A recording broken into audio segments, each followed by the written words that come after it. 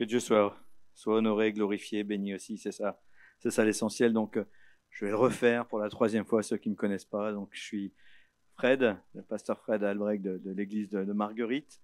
Je suis marié avec Sylvie, on a 4 enfants. J'ai commencé mon ministère pastoral il y a 17 ans dans le nord de la France. En 2015, on est parti, donc 5 ans dans les Antilles. Et puis, après 5 ans là-bas, Dieu nous a demandé de reprendre une église à côté de Nîmes, et c'est vraiment une bénédiction. On est bien dans cette ville, on se sent à notre place. Et finalement, on peut être bien que là où Dieu veut que nous soyons. Et c'est ça l'essentiel, c'est d'être là où Dieu veut que nous soyons. Amen. Alors, je vous bénis vraiment et je vous remercie pour votre accueil chaleureux. On n'a pas envie de repartir, mais il faudra quand même qu'on le fasse. Parce qu'on a du travail à la maison. Et Dieu est grand parce qu'il aime son Église. Amen.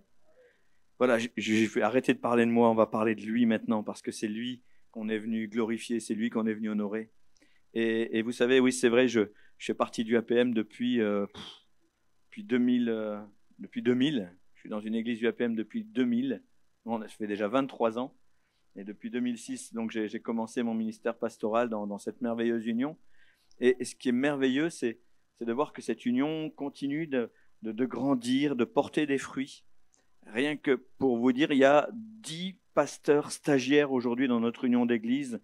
Et c'est vraiment remarquable de voir ce que le Seigneur fait dans la vie de ces hommes, de ces femmes, parce que on ne croit pas que le ministère appartient à un homme, mais on pense que Dieu appelle un foyer, appelle un couple, et il pose sa faveur sur un couple.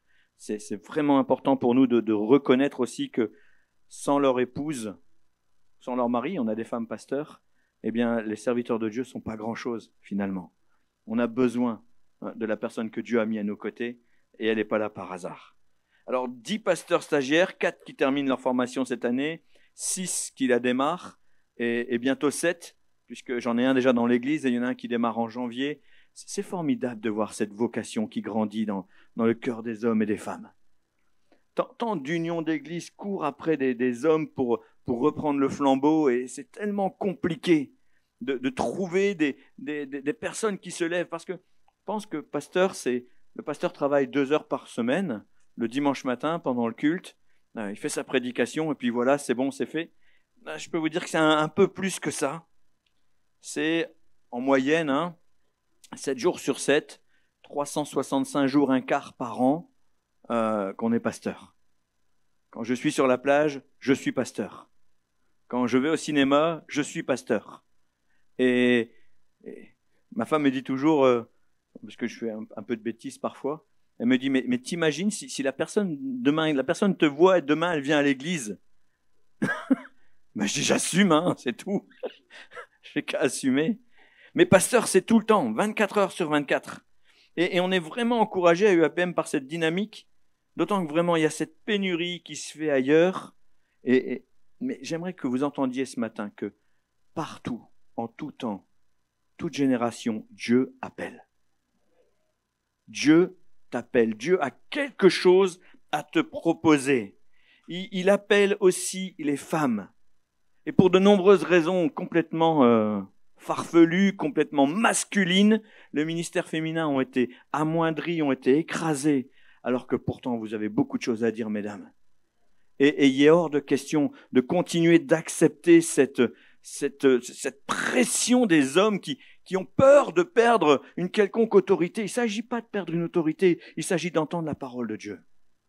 Et moi, je suis béni par des ministères comme Joyce Meyer. Je suis béni par je vais vous citer une femme formidable. Je suis sûr que vous la connaissez pas. Elle s'appelle Anita Pierce. Pour ceux qui la connaissent, elle a juste 81 ans. Mais si elle était là ce matin, je préférerais m'asseoir et l'écouter. Tellement ce qu'elle a sur le cœur déborde de joie, déborde de bonheur. Ça fait du bien, c'est encourageant.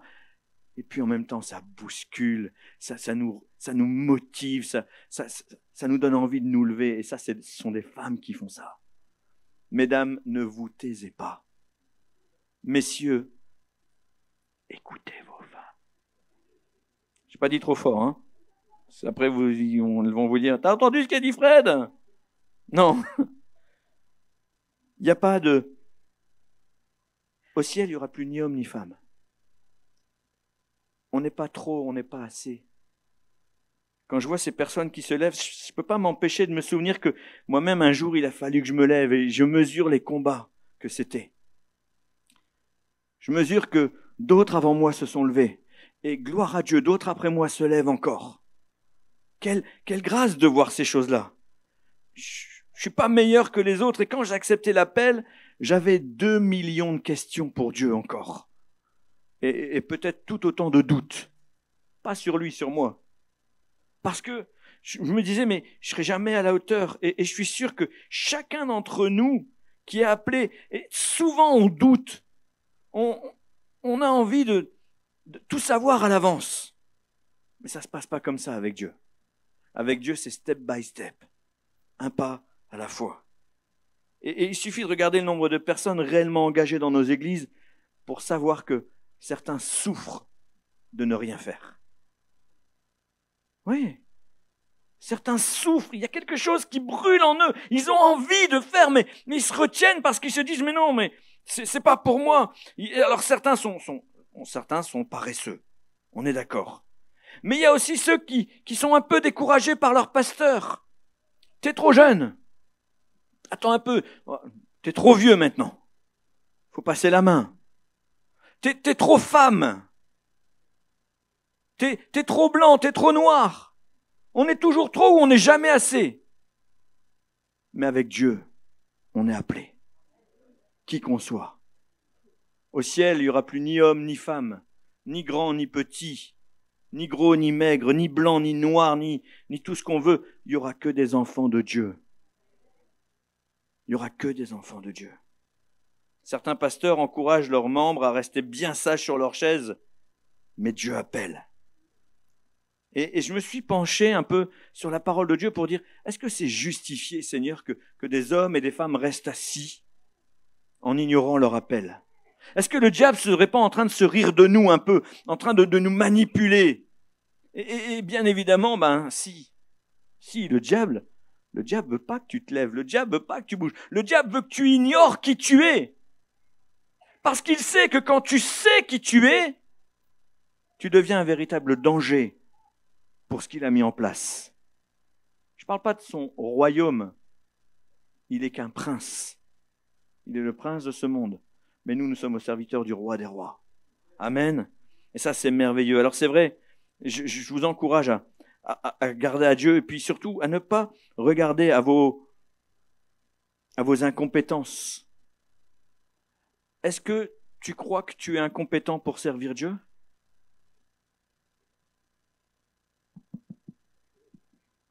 Vous m'entendez?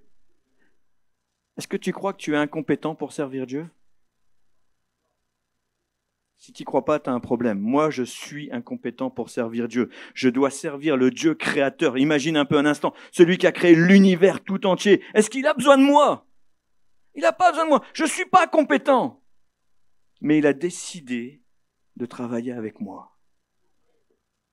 Quel bonheur! Quel privilège! Alors je ne suis pas compétent parce que je veux travailler avec un Dieu du surnaturel. Mais moi je vis dans le naturel. Et c'est Dieu qui me rend capable. C'est Dieu qui nous rend compétents. C'est Dieu qui nous qualifie. C'est lui qui va nous équiper. Et souvent même on ignore qu'on est capable de faire des choses incroyables. La seule chose qu'il faille faire, c'est mieux, c'est de se souvenir que nous avons besoin du Saint-Esprit à chaque instant. Je ne peux pas travailler sans le Saint-Esprit parce que sinon je vais agir avec des moyens humains au service d'humains qui recevront de l'humain. Or moi, ce que je veux, c'est travailler avec des moyens surnaturels au service de l'humain qui vont recevoir Dieu. C'est ça qui m'intéresse. Je veux pas transmettre du Fred, je veux transmettre Dieu. Je veux que les hommes et les femmes qui me regardent ne voient pas Fred. On s'en fiche de Fred. Je veux qu'on voit Christ. Et qu'on se dise, là, il y a quelque chose.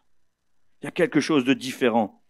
Tout ce que tu peux faire avec ton intelligence serait balayé par la puissance de Dieu. Fais les choses avec son Saint-Esprit. Et donc, du coup, je me suis penché sur la parole de Dieu pour me dire, est-ce qu'il y a des modèles bibliques? Et oui, il y a des modèles bibliques.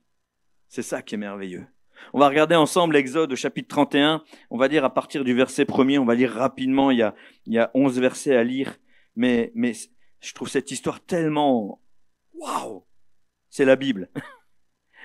L'Éternel parla à Moïse et dit, « Sache que j'ai choisi Betsalel, fils d'Uri, fils de Hur, de la tribu de Juda. Je l'ai rempli de l'Esprit de Dieu, de sagesse, d'intelligence et de savoir pour toutes sortes d'ouvrages. Je l'ai rendu capable de faire des inventions, de travailler l'or, l'argent et l'airain, de graver les pierres à enchâsser, de travailler le bois et d'exécuter toutes sortes d'ouvrages. Et voici, je lui ai donné pour aide Oholiab, fils d'Aïsamach, de la tribu de Dan. J'ai mis de l'intelligence dans l'esprit de tous ceux qui sont habiles pour qu'ils fassent tout ce que je t'ai ordonné. La tente d'assignation, l'arche du témoignage, le propitiatoire qui sera dessus et tous les ustensiles de la tente. La table et ses ustensiles, le chandelier d'or pur et tous ses ustensiles. L'autel des parfums, l'autel des holocaustes et tous ses ustensiles. La cuve avec sa base, les vêtements d'office, les vêtements sacrés pour les sacrificateurs à Aaron, les vêtements de ses fils pour les fonctions de sacerdoce, l'huile d'onction et le parfum odoriférant pour le sanctuaire. Ils se conformeront à tous les ordres que je t'ai donnés. Mais quelle histoire fascinante! Vous savez, souvent je me suis posé la question de comment l'homme avait réussi à développer tout ce que nous avons développé. Je me suis dit, comment ils ont eu l'intelligence de faire ces choses-là? J'ai un fils qui est physicien, qui travaille dans la nanotechnologie. Je me dis, mais Seigneur, comment on en est arrivé là, quoi? Vous vous rendez compte que on a un bras cassé, on va faire une photo du bras et on voit l'os. Mais je veux dire, moi, j'ai beau regarder, je le vois pas. C'est incroyable. L'homme est capable de faire des machines qui pèsent des tonnes et elles s'envolent. Qui a donné l'intelligence? C'est Dieu qui a donné l'intelligence à l'homme. Aucun homme n'est né avec cette capacité. Je ne pense pas qu'Albert Einstein, quand il soit né, il a dit « alors E égale MC2, ok. » Non. Dieu a mis dans la tête de cet homme une intelligence extraordinaire. C'est Dieu qui fait ses cadeaux. Cette histoire me fascine. Le verset 4, je l'ai rendu capable de faire des inventions, de travailler l'or, l'argent, les reins, etc. Je l'ai rendu capable. Mais à quel moment Dieu a fait ça? Quand Dieu l'a rendu capable? Qui savait qu'Oholiab et Betsalel étaient capables? Je pose vraiment cette question parce que je me remets dans le contexte. Imaginez l'histoire dans le contexte. On fait un petit voyage dans le temps ensemble, d'accord? Voilà, on n'est plus en 2023, on remonte de 3300 ans à peu près. On est en Égypte, esclaves de Pharaon, avec les Hébreux. Notre quotidien, c'est prendre de la paille, de la terre, de faire de la brique. Voilà mon travail au quotidien. Je fais de la brique sous l'oppression de Pharaon qui dirige son pays comme un dictateur. Alors bien sûr, les conditions ne sont pas si mauvaises, mais n'empêche, je ne suis pas libre. Je ne peux pas faire ce que je veux. Et voilà, on fait des briques à longueur de journée, les conditions sont difficiles. Et voilà que Moïse vient me faire sortir du pays d'Égypte. Alors il se passe les plaies, l'Égypte ne ressemble plus à rien, l'Égypte est dévastée par les plaies qui ont ravagé le pays. Et puis voilà, ça y est, Pharaon nous permet de sortir. On se retrouve face à la mer Rouge et elle s'ouvre devant nous. On traverse. On a vécu des choses extraordinaires parce qu'on a suivi un serviteur de Dieu, Moïse. Et voilà qu'on est au pied du Sinaï. Tout commence à bien se passer, on est content. Et Moïse dit, j'arrive. Les j'arrive de Dieu, vous savez. Moïse monte un jour, 2 jours, et là on commence à se poser des questions, mais il a pris quoi à manger, Moïse, quand il a pris un pack d'eau? Est-ce qu'il a pris de la volcanique? Hein? Est-ce que mais ça fait 30 jours qu'il est monté, Moïse. Qu'est-ce qu'il advient de Moïse? Ça fait 40 jours qu'il est monté sans eau, sans nourriture. Alors là, le peuple s'inquiète. Exode 32, verset 1er. Le peuple, voyant que Moïse tardait à descendre de la montagne, on est au chapitre suivant, hein. Le peuple, voyant que Moïse tardait à descendre de la montagne, s'assembla autour d'Aaron et lui dit, « Allons, fais-nous un Dieu qui marche devant nous, car ce Moïse, cet homme qui nous a fait sortir du pays d'Égypte, nous ne savons ce qu'il est devenu. » Aaron leur dit, « ôtez les anneaux d'or qui sont aux oreilles de vos femmes, de vos fils, de vos filles, et apportez-les-moi. » Et je vous le dis, on est passé au chapitre suivant, au chapitre 31. Dieu dit qu'il qualifie 2 hommes pour travailler l'or, l'argent, les reins, etc., etc. Mais au chapitre 32, on a bien compris que personne ne le sait. Même eux ne sont pas au courant. Même eux ne se lèvent pas pour dire, si tu veux Moïse, on peut te donner un coup de main, nous on sait faire. Ils ne le savent pas. Parce que Dieu les a qualifiés maintenant, mais ils ne sont pas au courant, ils n'ont pas découvert leur appel, ils n'ont pas découvert la fonction que Dieu leur a attribuée. Ils sont dans l'ignorance, il va falloir attendre que Moïse descende, qu'il se fâche un peu, qu'il y ait quelques morts. Voilà, on fait simple, on est 3300 ans en arrière, ça se passait comme ça. Mais ce que je constate ici, c'est que le plus flagrant, tout le monde ignore qu'ils sont capables. Et il s'adresse à Aaron. Aaron, lui, ce qu'il est capable, c'est de jeter de l'or dans un feu pour que sorte un veau tout seul. Voilà ce qu'il va expliquer après à Moïse. C'est pas ma faute. J'ai jeté l'or dans le feu, le veau est sorti. Après, il a arrêté de marcher, il était figé, mais il est sorti tout seul. Voilà, ça c'est l'explication de Aaron. Mais Betsalel et Oholiab ignorent qu'ils sont capables. Eux, ils savent faire des briques. On est juste bon à faire des briques. Je suis juste un enfant de Dieu qui vient m'asseoir à l'église. Je suis juste un chrétien de base. Ça n'existe pas. Il n'y a pas de chrétien de base. Nous sommes tous des Betsalel et des Oholiab en puissance. Nous sommes tous de ces hommes-là. Oui, tu sais aussi faire des briques. Mais tu es capable de faire des choses extraordinaires pour Dieu. Qui les a qualifiés? Qui les a qualifiés pour qu'ils répondent à cet appel? C'est Dieu lui-même qui les qualifie. Ils n'en étaient pas capables. Est-ce qu'ils vont diriger le peuple? Non. Est-ce qu'ils vont conduire la louange? Non. Ils vont juste construire le tabernacle. Voilà. Le propitiatoire, l'autel des parfums. Ils vont juste faire ça. Mais qui se souvenait ce matin de Betsalel et de Oholiab? Qui se souvenait de leur nom? Moi, parce que j'ai triché. Je l'ai lu. Je suis allé le chercher. Mais on se souvient pas de ces noms-là. Pourquoi? Parce que c'est pas les leaders. Mais sans eux, le leader ne fait rien. Sans eux, le leader dit, j'aurais aimé aller dans la tente de la rencontre, mais j'ai pas de tente. J'aurais aimé te donner un sacrifice sur l'autel des parfums, mais je n'ai pas d'autel. Il a fallu que des Oholiab, des Betsalel se lèvent, parce que Dieu les avait qualifiés. Et on se dit, d'accord, là, Fred, on est dans l'Ancien Testament, est-ce que tu as un modèle du Nouveau Testament? Oui, il y a un modèle du Nouveau Testament. Un homme qui est pêcheur, pas le meilleur des pêcheurs, il est capable de passer toute une nuit à pêcher sans rien prendre. Ah ouais, c'est comme ça. C'est son métier. On pense même qu'il est artisan, qu'il est chef d'entreprise. Et il est là avec son frère. Lui s'appelle Pierre, l'autre s'appelle André. Totalement illettrés, tous les deux. Et puis ils ont des amis, des bons amis. Vous savez, le genre de gars qui est capable de dire Seigneur, si les Samaritains refusent de te recevoir, fais tomber le feu du ciel, qu'ils soient exterminés. Des hommes méchants. Jean, Jacques.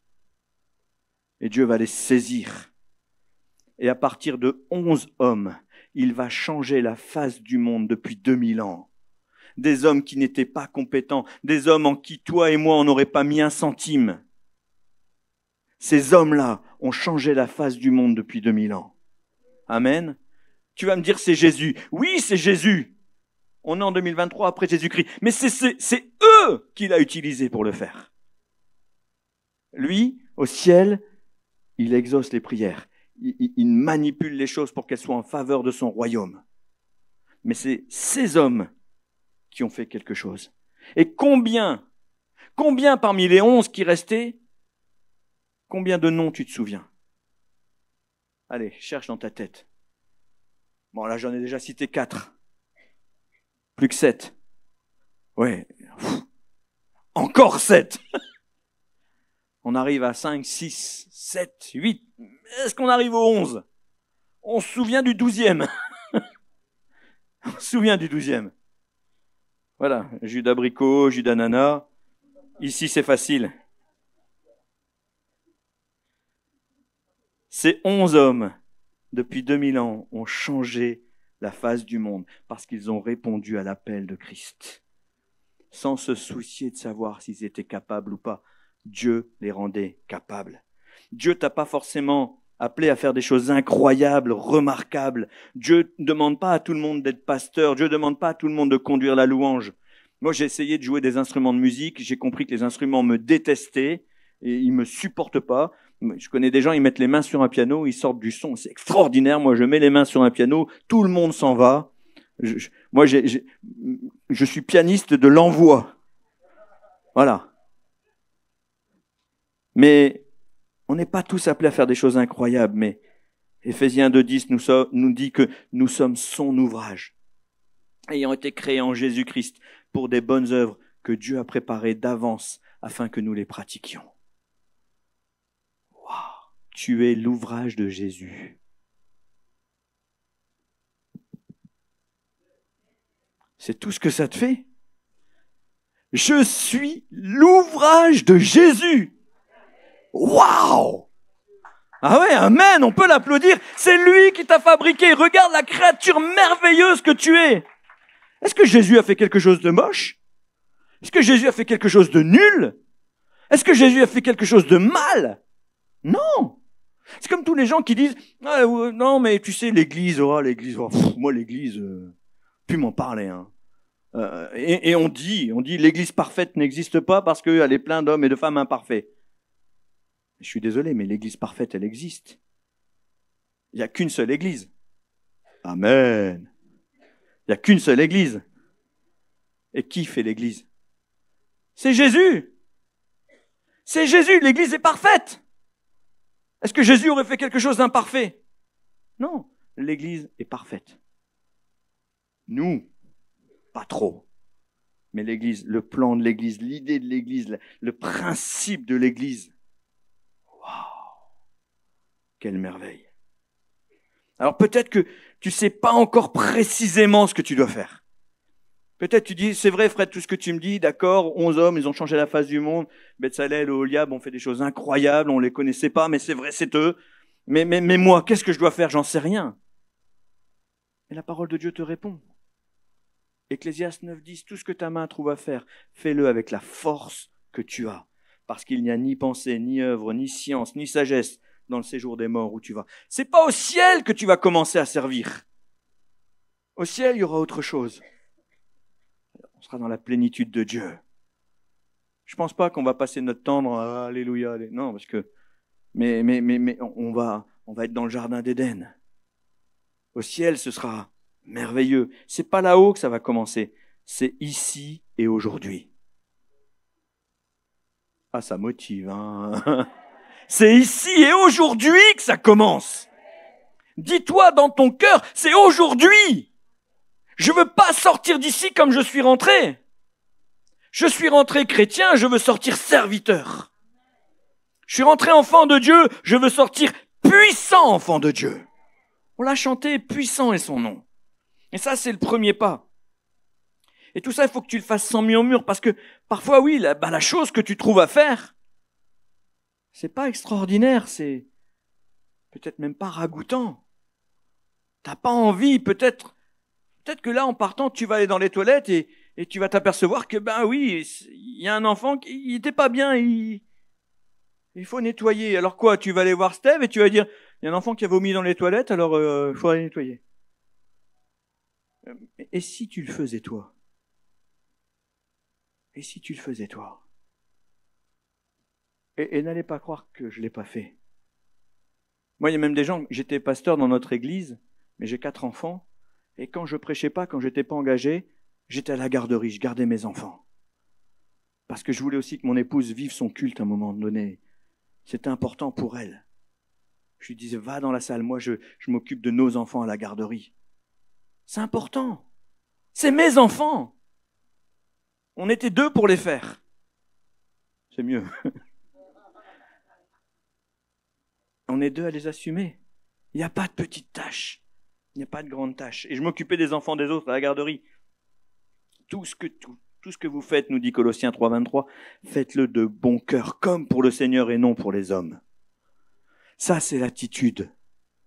Voilà, peut-être que c'est pas extraordinaire. Et je vais citer cet homme, Claudio Fredzon, qui est un pasteur en Argentine, très connu, une très très grosse église, plus de 6000 membres. Claudio Fredzon, quand il a commencé son stage pastoral, il est arrivé dans l'école pastorale et là, on a dit aux élèves, voilà, il y aura chaque semaine, à tour de rôle, vous allez prendre une tâche ménagère, travail d'intérêt général. Donc, Claudio, première semaine, tu vas faire la vaisselle. La deuxième semaine, tu vas faire le balai. La troisième semaine, tu vas faire les toilettes. La quatrième semaine, tu vas faire ceci, tu vas faire cela. Première semaine, la vaisselle, il fait la vaisselle. Deuxième semaine, le balai, il fait le balai. Troisième semaine, les toilettes, il dit, je fais pas les toilettes. Ah non, moi je fais pas les toilettes. Ah non, remettez-moi la vaisselle, mais moi je fais pas les toilettes. Et là, son pasteur vient le voir et lui dit, Claudio, c'est toi les toilettes cette semaine. Et il dit à son pasteur, je fais pas les toilettes.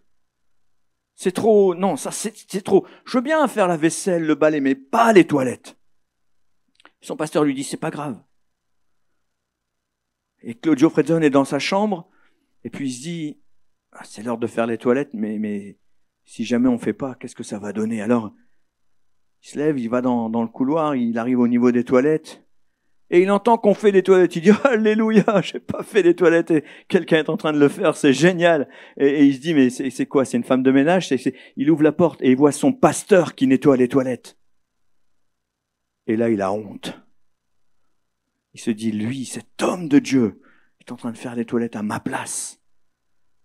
Et c'est là qu'il a compris que si tu veux que ton ministère soit brillant pour Dieu, il faut le faire dans l'humilité. Il faut commencer par l'humilité. Et Dieu élèvera comme il voudra, mais il faut garder ce cœur humble. Parce que si tu gardes pas l'humilité, Dieu résiste aux orgueilleux, mais il fait grâce aux humbles. Il n'y a pas de ministère sans la grâce de Dieu.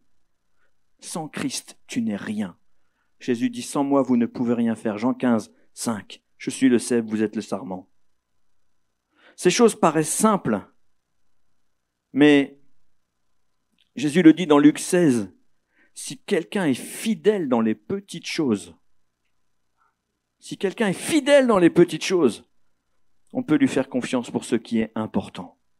Mais celui qui n'est pas fidèle dans les petites choses ne l'est pas non plus pour ce qui est important.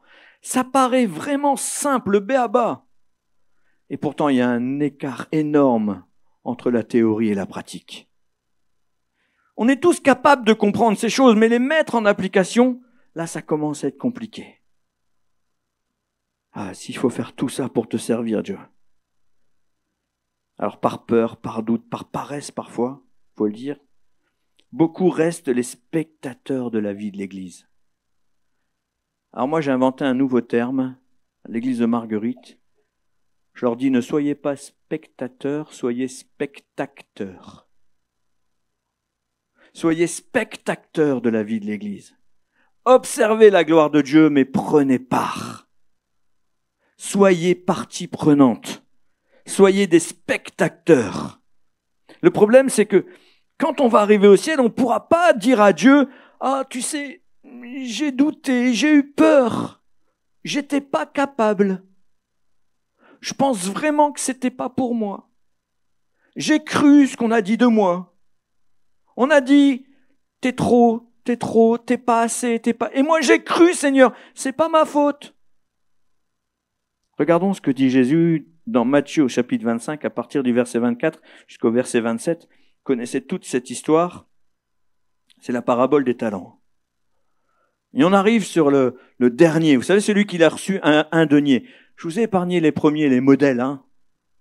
On va parler du non-modèle. Celui qui n'avait reçu qu'un talent s'approcha ensuite et il dit « Seigneur, je savais que tu es un homme dur, qui moissonne où tu n'as pas semé, qui amasse où tu n'as pas vanné. J'ai eu peur. Je suis allé cacher mon talent dans la terre. Voici, prends ce qui est à toi. » Son maître lui répondit, « Serviteur méchant et paresseux, tu savais que je moissonne où je n'ai pas semé et que j'amasse où je n'ai pas vanné. Il te fallait donc mettre mon argent au banquier et à mon retour, j'aurais tiré ce qui est à moi avec un intérêt. » Mes amis, Dieu est patient. Mais Dieu est Dieu. Amen. Dieu est patient, mais Dieu est Dieu. Il sait ce qu'il a donné, à qui il l'a donné. Est-ce que Dieu s'est trompé en te le remettant? Est-ce que Dieu t'a donné un denier pour que tu dises « Ah, j'ai peur, je vais le mettre dans la terre » ? Non. Excusez-moi, mais quelque part, je me dis, il a peut-être eu raison d'avoir peur. Hein. Il vient voir Dieu. Alors nous, on pense tous que Dieu est amour. Amen. Bon, Dieu est amour. Donc on pense tous que Dieu est amour, il nous a donné quelque chose, et puis plutôt que de prendre le risque de le perdre, on va lui redonner et qui va dire « Ah oui, je te comprends, t'as eu peur. » Il dit pas ça du tout. Il lui dit « Serviteur méchant et paresseux. » Ah bah, j'ai eu raison d'avoir peur, hein. T'es dur. Il n'est pas dur. Il te connaît mieux que toi. Il savait qu'il pouvait te faire confiance. Il savait que tu étais capable. Il savait qu'il t'avait qualifié. Il ne te demande pas un denier, il ne te demandait pas de lui en redonner 100. Il en voulait un de plus. Celui qui en a eu 5 a donné 10. Celui qui en a eu 3 a donné 6. Mais celui qui en a eu 1 a rendu 1. Et c'est ça qui ne va pas. Il n'a pas exigé que celui qui a reçu 3 rende 10. Si même celui qui avait reçu 3 avait rendu 4, il était satisfait. Si même celui qui avait reçu 5 avait rendu 6, 5 et demi, il était content. Mais là, méchant et paresseux. Attention, Dieu est exigeant. Il a mis en toi parce qu'il sait que tu es capable. Il sait que tu peux. Il sait parce que c'est lui qui te rend capable. Personne n'a le droit de dire à Dieu, j'ai préféré passer à côté parce que j'étais pas capable. Et ça, il le sait. Alors attention, il ne s'agit pas non plus de se surcharger, de tout faire. Je dis toujours, et Pasteur Steve est totalement d'accord avec moi, ma relation avec Dieu, ma famille et le service. Le mot ministère veut dire service. L'Église passe après ma famille. Tout le temps. Ma femme sait qu'elle est prioritaire sur le service. Mes enfants savent qu'ils sont prioritaires sur le service. Ils n'en abusent pas. Gloire à Dieu. Merci Seigneur. Mais ils savent qu'ils sont prioritaires. Et ma femme pourrait vous le dire, à bien des égards, elle a pu s'en apercevoir. Mais en même temps, je ne peux pas dire à Dieu, j'étais pas capable. Je lui ai dit, je ne suis pas capable. Il m'a dit, c'est pas une excuse suffisante. Alors j'ai dit, d'accord, on y va. Et c'est lui qui qualifie. Pourquoi ? Parce que la gloire, elle est pour lui. Vous savez, ça fait toujours plaisir d'être encouragé par des amens, même parfois par des applaudissements, par des gens qui viennent nous voir en nous disant, ça nous a fait du bien. Mais on sait que sans lui, il n'y a pas un millième de ce qui se passe qui produit du fruit. C'est lui qui fait produire du fruit. Soyez, on a besoin de se mettre au travail. Et ça va être ma dernière anecdote. Quand mon grand-père est décédé il y a 24 ans, on est allé dans son atelier. Dans le nord de la France, on appelle ça une baraque. Et dans l'atelier, il y avait toutes sortes d'outils, il y avait des choses qui étaient là. Et alors, mon père, qui avait déjà pas mal d'outils, il me dit, moi je débutais, j'avais des travaux, il me dit, est-ce que tu veux la perceuse, la scie sauteuse? Oui, vas-y, je prends, et puis voilà. Puis des vis, des clous. Et puis il y avait une boîte d'élastique, mon père dit, ah, la boîte d'élastique, je dis, je prends la boîte d'élastique. Et puis je ramène tout ça à la maison. Et puis quelques jours après, Sylvie a besoin d'attacher quelque chose, elle me dit, on n'a pas d'élastique. Je dis, si, j'ai les élastiques de papy. Alors qu'est-ce que je fais? Je vais dans ma baraque, mon petit atelier, et je prends ma boîte d'élastique. Et je prends l'élastique, je lui donne, et elle prend l'élastique, elle le tire, et pah, il casse. Vous avez vu comment je fais bien le bruit de l'élastique qui casse? Pah! Incroyable. Il faudra que je le garde, ça, chérie. Non, j'apprends les imitations. Non, c'est pas la peine de rire. Il casse. Bon, j'en prends un deuxième, pah! Il casse. Et en fait, tous les élastiques étaient poreux. Mon grand-père a acheté une belle boîte d'élastiques. C'était un trophée sur une étagère. Ça a pris le soleil, ça a séché. Ils n'avaient jamais connu la moindre tension. Ils étaient des bons chrétiens assis sur leur chaise, à ne jamais prendre le moindre risque. Quand est arrivée la première tension, je craque. Et c'est forcément la faute de papy qui m'a laissé sur l'étagère. Si tu es un élastique qui ne connaît pas la moindre tension dans ta vie chrétienne, si tu ne prends pas des risques, si tu ne mets pas le pied sur la mer pour marcher sur l'eau, est-ce que c'est possible de marcher sur l'eau? Non. Ben si, c'est possible. Pierre l'a fait. Jésus l'a fait, mais Pierre l'a fait. Alors c'est possible. Si tu fais pas le pied sur la mer, si tu prends pas des risques, si tu vis sans aucune tension, tu seras jamais prêt à servir pour ce que tu dois servir. Tu seras un chrétien qui a l'apparence du chrétien, mais tu seras vide à l'intérieur. L'apôtre Paul est clair, il écrit au Timothée, alors j'ai pas la référence ici, mais il dit, ayant l'apparence de la piété, mais ils en oublient ce qui en fait la force. C'est l'évangile qui nous rend capables, mais moi je veux pas être un chrétien d'apparence. Je veux être un disciple de Jésus qui fait ce que Dieu lui demande. Et vous avez le bonheur, la grâce d'être dans une église qui s'appelle afin que vous entriez dans votre... Waouh! Mais c'est bon, une église où on peut servir. Combien d'hommes et de femmes dans les églises où j'ai pu passer, où j'ai pu avoir le bonheur d'exercer le ministère pastoral, sont venus me voir en me disant, mais Fred, t'es sûr que nous aussi on peut servir? Mais oui! Tu peux servir. On est arrivé dans une église en Martinique, tous les jeunes étaient assis sur leur chaise, sur leur portable, à regarder un jeu à la noix où il faut, avec son skateboard, sauter sur un train, où il faut mettre des carrés de couleurs sur des carrés de couleurs en évitant les ronds de la couleur différente. 2 heures de Candy Crush à subir. Et quand on est parti de là, ils étaient dans la louange. Ils chantaient, ils adoraient Dieu. Parce que il n'y a pas d'âge. Jeune homme, il n'y a pas d'âge. Tu peux le faire. T'es pas trop jeune. Madame, t'es pas trop femme. Vieillard, t'es pas trop vieux. Tu es vivant? Dieu peut se servir de toi. Tu es vivant? Dieu veut se servir. Il veut se servir de toi. Je dis il peut, mais il veut se servir de toi. Il n'est pas trop tard.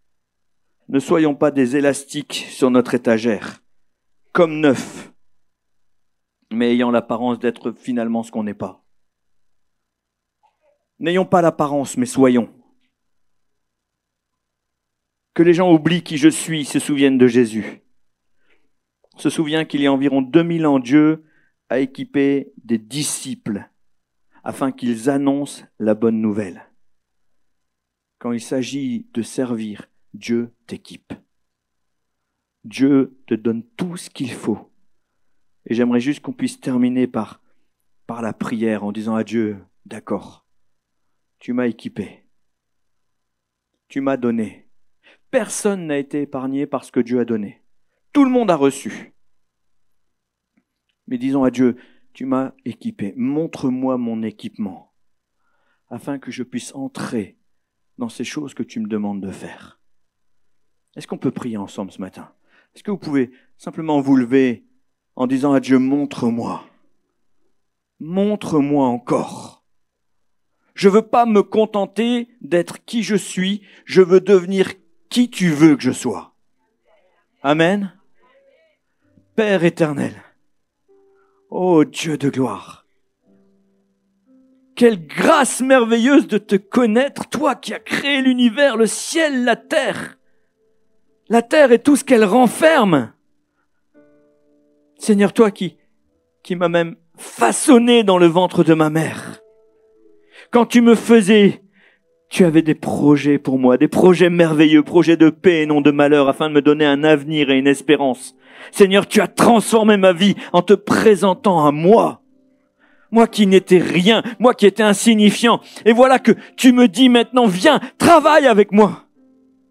Seigneur, peut-être que le monde me rejette. Peut-être que le monde me trouve incapable. Mais toi, tu veux que je travaille avec toi. Quel privilège! Seigneur, montre-moi au nom de Jésus. Montre-moi l'équipement que tu m'as donné afin que je comprenne ce que tu veux que je fasse. Seigneur, je ne veux pas rester le propriétaire d'un équipement qui prend la poussière. Seigneur, je veux être un homme, je veux être une femme qui va user jusqu'au bout l'équipement que tu me donnes afin que ça te glorifie. Seigneur, je te demande, je te prie pour celles et ceux qui sont ici dans ce lieu, afin qu'ils reçoivent, Seigneur, cette conviction dans leur cœur que dans ton amour, tu les appelles. Dans ton amour, tu leur proposes un travail. Dans ton amour, tu leur proposes de partager ta gloire avec eux. Seigneur, glorifie ton nom.